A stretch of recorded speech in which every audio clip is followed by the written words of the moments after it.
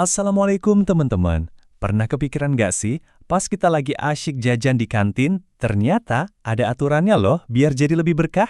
Nah, hari ini kita bakal kupas tuntas soal etika jual beli yang seru dan pastinya penting banget.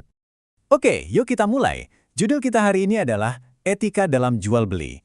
Eits, jangan langsung mikir ini bakal rumit ya. Justru ini tuh panduan super simple tentang gimana sih cara yang baik dan benar pas kita lagi beli atau jual sesuatu. Supaya semua transaksi kita itu jadi berkah.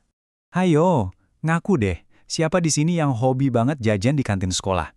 Entah itu beli pensil, jajan cilok, atau mungkin es teh yang seger itu.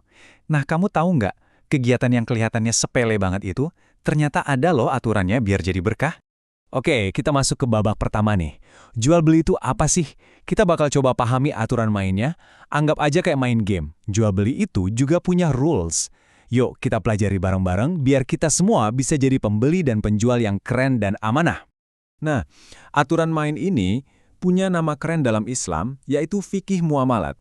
Apaan tuh? Tenang. Gampangnya, ini tuh kayak buku panduan dari agama kita tentang gimana cara yang benar buat berinteraksi sama orang lain. Soal urusan harta ya, kayak jual beli ini.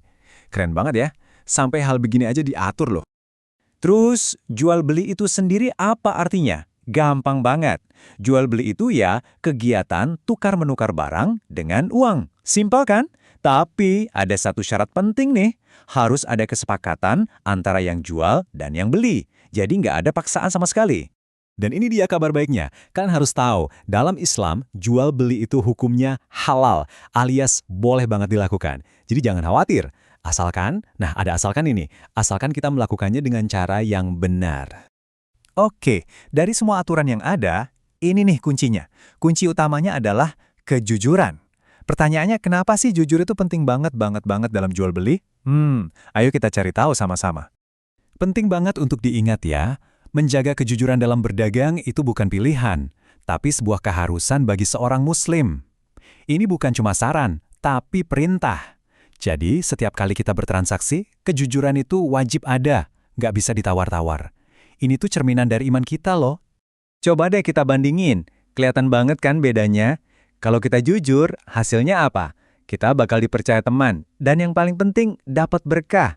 Nah, sebaliknya, kalau kita menipu, wah, bisa-bisa dijauhi teman, plus itu perbuatan yang dilarang banget. Pilih yang mana? Jelas pilih jujur dong. Sip, sekarang kita masuk ke bagian yang paling praktis. Ada 5 etika penting nih, semacam 5 jurus rahasia biar kita bisa jadi penjual dan pembeli yang hebat. Nggak cuma hebat di mata teman-teman, tapi juga di hadapan Allah. Yuk, kita bahas satu-satu ya. Pertama, jujur. Maksudnya, jelaskan kondisi barangnya apa adanya. Kedua, jangan curang. Contohnya nih, mengurangi timbangan. Wah, itu nggak boleh banget. Biar adil gitu loh. Ketiga, saling rela. Jadi nggak ada yang maksa-maksa ya, harus sama-sama ikhlas. Keempat, sopan dan ramah. Cuma bilang permisi, terima kasih, itu bikin suasana jadi enak banget kan? Dan yang kelima, bayar sesuai harga. Kalau harganya 2.000, ya kita bayar 2.000. Ini namanya tanggung jawab. Oke, tadi kan teorinya nih. Biar makin ngerti, sekarang kita lihat contoh langsungnya yuk. Kita kenalan sama teman kita, Siti, dan kita intip ceritanya pas dia lagi jajan di kantin.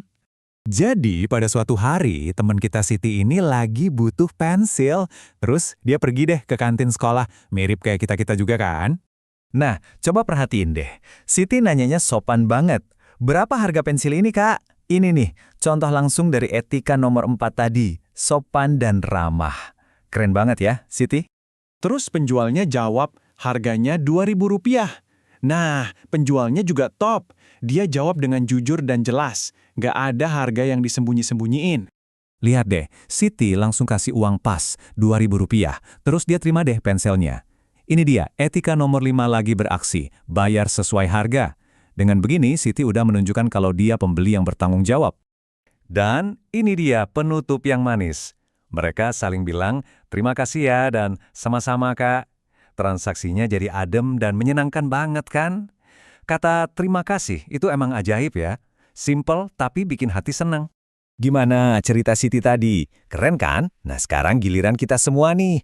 Ayo kita coba terapkan kebaikan-kebaikan tadi setiap hari. Siap jadi anak hebat? Oke, biar nggak lupa, ini rangkumannya. Poin-poin penting yang harus kita ingat selalu. 1. Jual beli itu halal dan baik. 2. Jujur itu bikin kamu dipercaya. 3. Sopan santun itu bawa kebaikan. 4. Jadi pembeli itu harus tanggung jawab sama pembayaran. Dan 5. Saling menghargai itu. Keren banget. Jadi ingat ya teman-teman, ini semua tuh bukan cuma soal beli pensil atau bayar pakai uang.